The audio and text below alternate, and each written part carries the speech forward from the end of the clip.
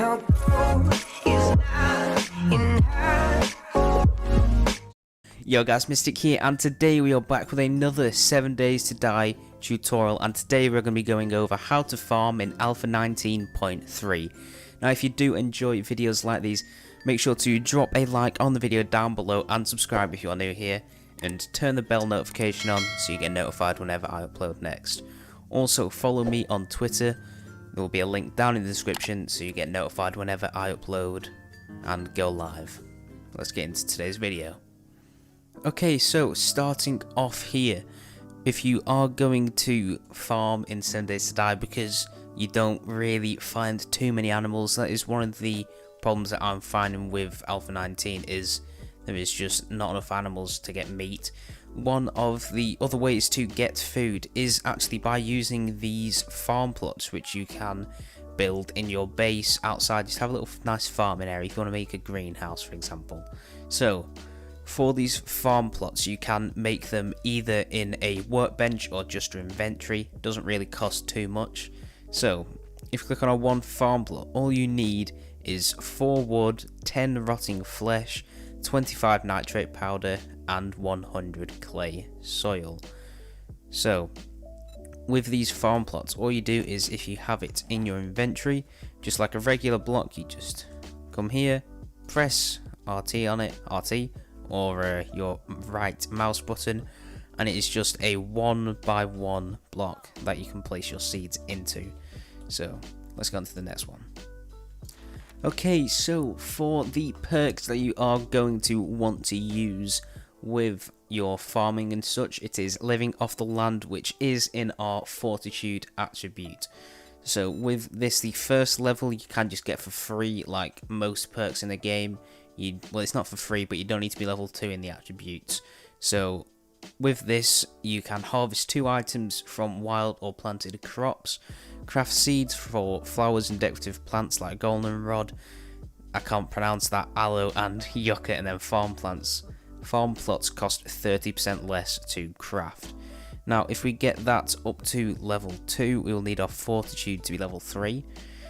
So at level 2, which is farmer, you can craft seeds for berries and vegetables, which is probably the most important one here, and farm plots cost 50% less. So what you want to do if you're going to start farming is you want to get this to at least level 2 with farmer, so that you can craft your potatoes and corn seeds, which are probably the 2 most important vegetables out of all of 7 Days to Die, because they are used in a lot of recipes. And then if we get our fortitude level up to level 5, we can actually harvest 3 items from wild or planted crops. If you don't get what I mean by that, it's basically if you hit a potato or a seed on the floor, you'll just get 3 of them instead of 1, which is the usual. Okay, so next up is the seeds that we have in the game right now. So as you can see, I've separated them into 3 tiers because there are actually a few different seeds and they do a few different things. So first off, we have our yucca seed, which obviously grows into our yucca fruit. We have cotton seeds, coffee beans, goldenrod, aloe vera, blueberry, corn, super corn, hop, pumpkin, the red flower one, and potato. So all of these seeds in here, I think there's 12 seeds on here, you actually plant in the farm plots. I'll show you how to do that a bit later on in how we plant everything. And then over here we have mushroom spore seeds. Now the good thing about mushroom spores is that you don't actually need a farm plot to use them. You can just plant them wherever you want. So either on the side of a farm plot, the side of your house, you can plant them anywhere. And next up we just have the 3 trees. So we have our oak, we have our pine, then we have our blue spruce.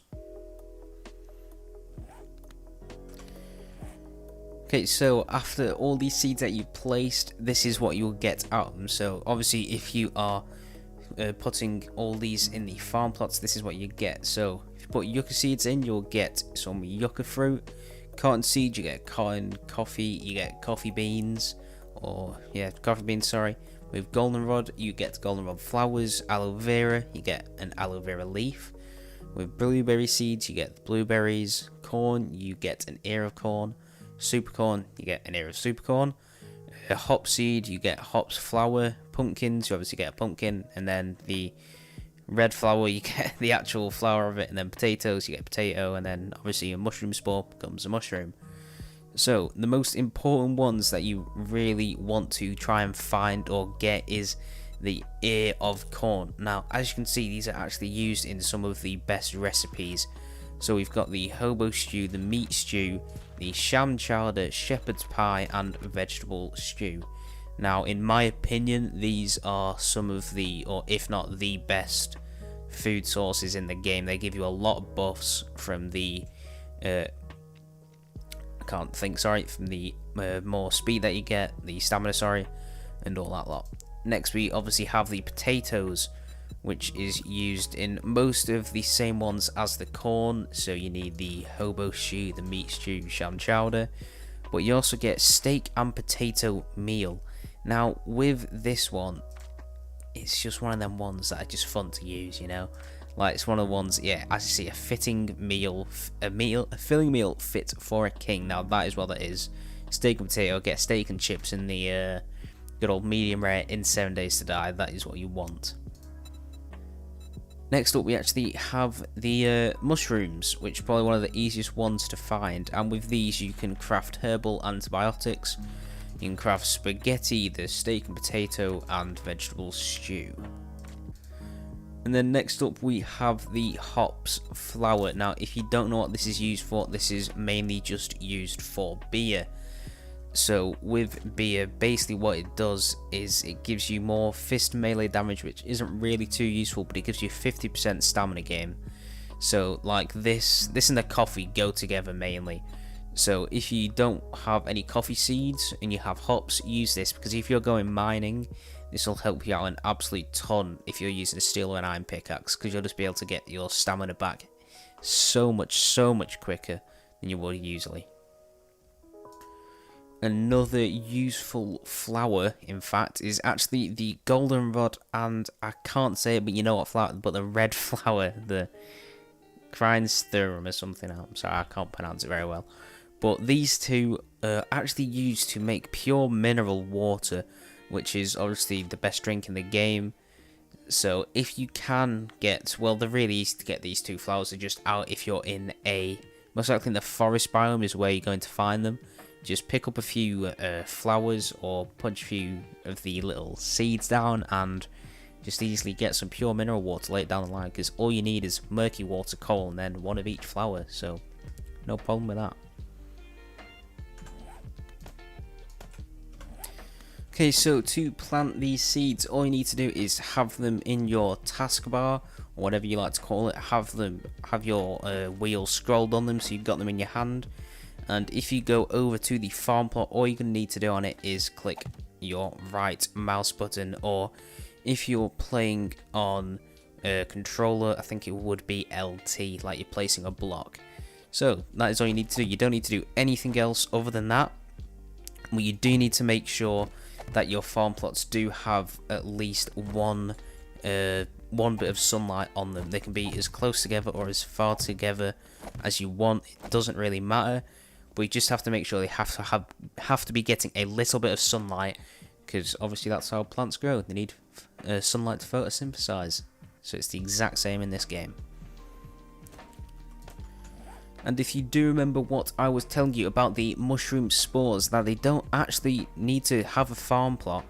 As you can see, you can just place them on any surface just by, like you would with a block or anything, just LT or right click the mouse button, and these will just grow like that. You don't need to take them off the wall to harvest them. You just LT them, then they'll just grow back just the same as all these seeds here. So yeah.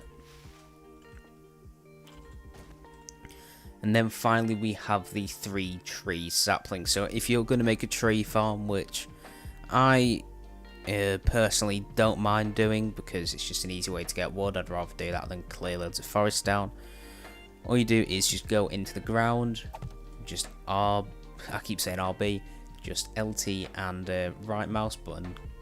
And one thing they have to be is you can't actually place them one by one next to each other, so you can't have a massive line of them. they do have to be 3 spaces apart. So if you've got one planted, we count 1, 2, 3. On the 4th one, you're able to plant one again. So you can actually see that by which is indicated by red lines, meaning you can't plant them. But yeah, so they have to be basically 4 blocks apart. So you have to go 1, 2, 3, and then the 4th one, you can plant them again. Now this is the same with every tree seed. So even with the pine, I think this one is, it's just 1, 2, 3. There's a cat's in the way, so we'll put it there. Yeah, 4. And they're all the same.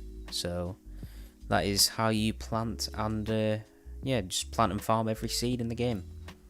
Okay, so if you did enjoy the tutorial / guide and you do want to see more like it, make sure you do smash the like button on this video and check out the playlist. It might be in the top right hand corner of this video, so like this way, top left hand corner, I don't really know which one it is, where I've done some more tutorials and we'll put them there.